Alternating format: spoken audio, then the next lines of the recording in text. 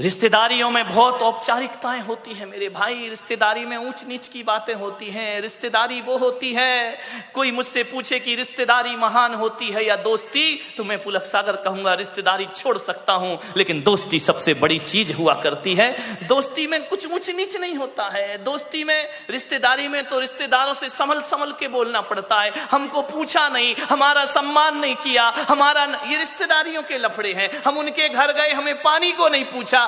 दोस्त ऐसा कभी नहीं कहता है मेरे भाई। दोस्त के मन में ये बातें कभी नहीं आती हैं। रिश्तेदार में बहुत सी रिश्तेदारी निभाना पड़ती है, दोस्ती निभाना नहीं पड़ती। दोस्ती तो जीना पड़ती है, आनंद के साथ दोस्ती जी जाती है मेरे भाई। रिश्तेदार शिकायत से भरे होते हैं।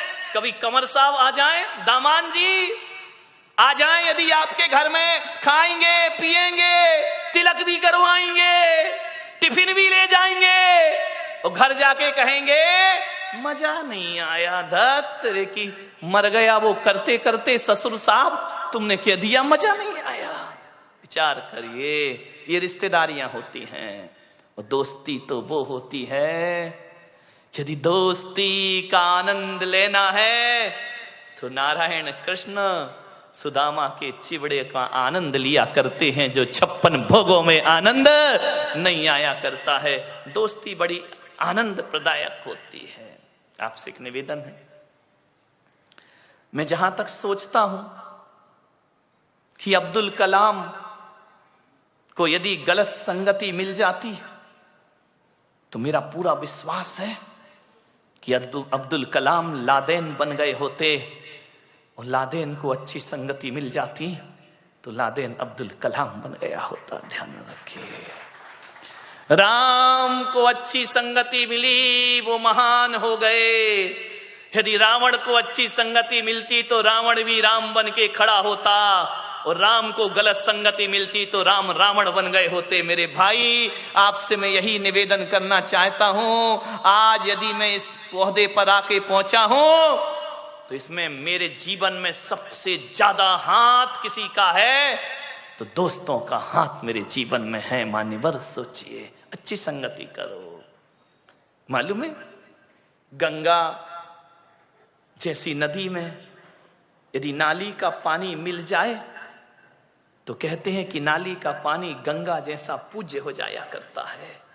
गंगा में नाली का पानी मिले तो वो गंगा जल हो जाया करता है, और गंगा जल को यदि नाली में डाल दिया जाए तो वो गंदा जल हो जाया करता है, वो अपवित्र हो जाया करता है। संगति करो तो गंगा जैसों की करो, जहां जाकर के हमारा ये गंदगी में शरीर पवित्र हो जाए। एक कोयले की बोरी में, कोयला जानते हैं, मैला है क्या, बड़ा कठिन है, कोड़सा है, यही कोड़सा, हाँ चलेगा, बहुत कठिन है भाई।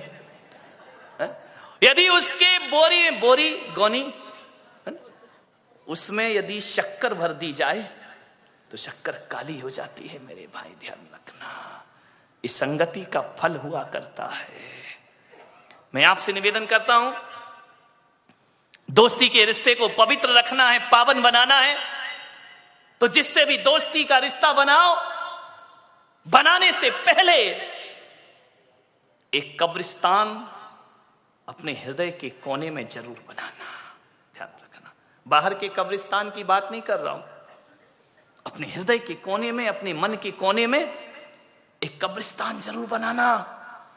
और ऐसा कब्रिस्तान जहां हम अपने मित्र की बुराइयों को दफना सके। ध्यान रखिए, उनको जमी दोज कर सके। हर मित्र में अच्छाई और बुराई दोनों हुआ करती है। मेरे भाई, आपसे निवेदन है, यदि दोस्ती को अच्छा रखना है तो मित्रों की बुराइयों को सीने में दबा के रखना पड़ता है। ऐसा कब्रिस्तान जहां हम मित्र के दोषों को छिपा सके, बहुत कठिन काम है। प्रशंसा करना बहुत आसान है मेरे भाई, कमियों को छिपाना बहुत कठिन काम हुआ करता है। अरे किसी व्यक्ति में कोई कमी है, उस कमी को यदि छिपाना है तो इतना ही कठिन है जैसे कोई जहर का घूंट पी रहा हो। मेरे भाई, हम दूसरों की कमियों को उजागर बहुत जल्दी करते हैं, दोस्त कैसा होना चाहिए? एक वो होती है ना ढाल, तलवार के साथ। ढाल जो होती है वो हमेशा पीठ के पीछे रहा करती है, पीठ पर लगी रहती है। लेकिन जो ढाल जो पीठ पर है, लेकिन जब उसका दोस्त रणभूमि में खड़ा होता है और जब उस पर तलवारों से आक्रमण होता है तो पीछे की ढाल छाती के सामने आ जाया करती है। दोस्त वैसे ही होना चाहिए कि बुरा अच्छे दिनों में तो दोस्त पीछे रहे, लेकिन बुरे दिनों में ढाल बन करके दोस्त को आगे आना चाहिए, दोस्ती का रिश्ता निभाना चाहिए, ढाल बन करके खड़े हो।